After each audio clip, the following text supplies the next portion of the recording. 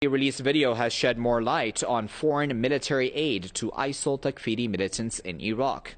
According to Iraqi media, the video released by the Iraq-based Hezbollah brigades shows a U.S. Chinook helicopter dropping 2 boxes full of weapons for ISIL militants by flying at a low altitude in the Al-Abbar area south of Fallujah.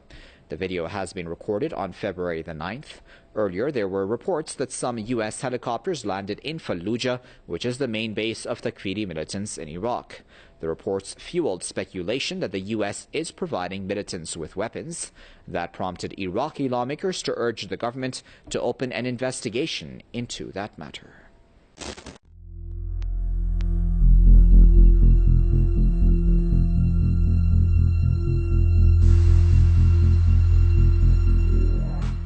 Check out these survival playing cards from Conflicted the Game. Not only can you use them as regular playing cards, they also have preparedness scenarios for you to discuss with your friends and family. It's one of the most affordable ways to get mentally and emotionally prepared, ready for what's about to come. That's conflictedthegame.com. Click the link below right now.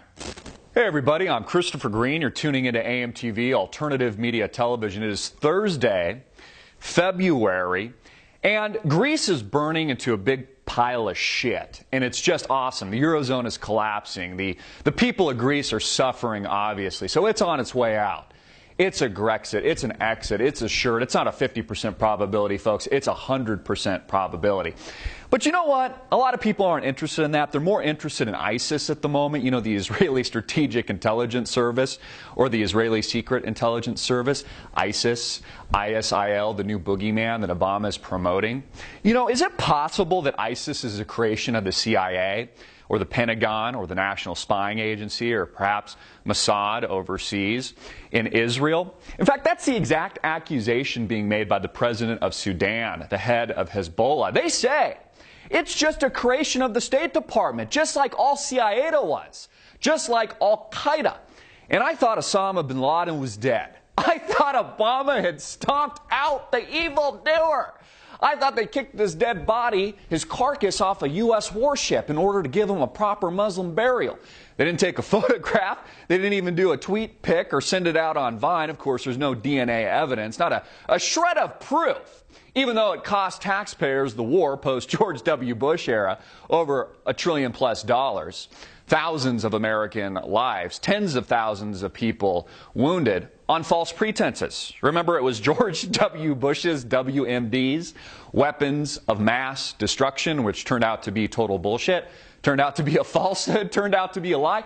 And you can't help but beg the question, what if ISIS is the same thing? It's Obama's equivalent of Bush's Al-Qaeda in weapons of mass destruction because it justifies a further war in the Middle East. In fact, isn't it curious how the first beheading of Jim Foley, the majority of the American public didn't want a war? They were over it. They were demanding a withdrawal, which was the promise of Barack Obama, only to switch their opinion. A recent CNN and CNBC poll says they now overwhelmingly support it because of the violence that's being portrayed in the mainstream media of ISIS. What started with kind of a docile beheading of Jim Foley has escalated and amplified to multiple beheadings on a Libyan beach of Coptic Christians, women being gang raped, children being slaughtered, people being thrown off of buildings. I even read a report that they're harvesting people's organs and selling it on the black market. I mean, these people really are the boogeyman. They're so friggin' creepy, and it's tough to argue with that. Now Americans support the wars. They're not just behind the wars in Iraq and Afghanistan, a continuation of what we saw with George W. Bush, but they approve of the drone strikes in Syria. In fact, it justifies an entire war, not just in the Middle East, but around the world, pushing Putin into a corner. You know, what if the U.S. is just using ISIS, dropping them guns and weapons and funding them, etc., so that it fulfills their own effort, their own destabilization effort in this part of the world? Places like Syria, where they've been trying to oust Bashar al-Assad for some time now, they even engineered a false flag, a chemical Gouda attack, which they blamed or tried to blame on Assad, only to come out later. The truth was it was more than likely the rebels on the ground, the terrorists, the United States had been arming, that were more than likely responsible for the gas attack. Isn't it interesting how all of this conveniently just runs right into the laps, falls right into the laps of U.S. politicians to push their agenda for war, just like George W. Bush. Again, they never provide us with a shred of evidence. Just because Obama says it doesn't make it true. I mean, why do we hold this guy to a different standard? Why aren't we allowed to investigate the truth or think outside the box critically? I mean, if you even question ISIS and their legitimacy, you must be also a terrorist, according to this government. You know, Obama has baseless claim after baseless claim, whether or not it was North Korea is responsible for the Sony hack. Isn't it curious how he's also using that as a push for internet censorship, another executive order, or it's bypassing a Congress through illegal immigration, or it's any of these wars and a continuation of these wars overseas. Again, ISIS, I kind of think that the president of Sudan might be onto something, that the leader of Hezbollah might be onto something, that just like Al-Qaeda, ISIS has probably been created by the U.S. State Department, U.S. intelligence agencies here in the United States of America. In fact, I watched an interesting video yesterday, courtesy of Press TV, which showed allegedly a U.S. helicopter dropping supplies to ISIL to give them weapons so they can go kill more people. Again, this is classic propaganda, folks. You demonize the enemy so they're easier to kill, and then you use it to serve your own agenda. It's just like the United States helped to promote the attack on Pearl Harbor by implementing the embargo on Japan before the outbreak of World War II because it justified the United States getting involved in a world war. We're doing the same thing now. We're just blaming ISIS. I mean, how can you argue with beheadings? How can you argue with the raping and the pillaging of women and the murder of children? How can you argue with any of this? And the answer to the question is, you can't.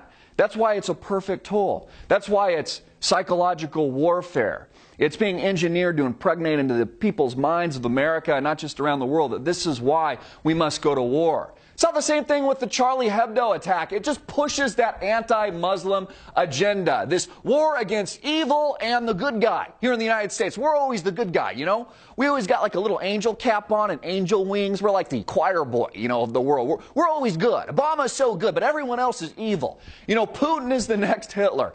ISIS is the devil. You know, the rest of the world is Satan, but the U.S., we're good. Yeah, that's right.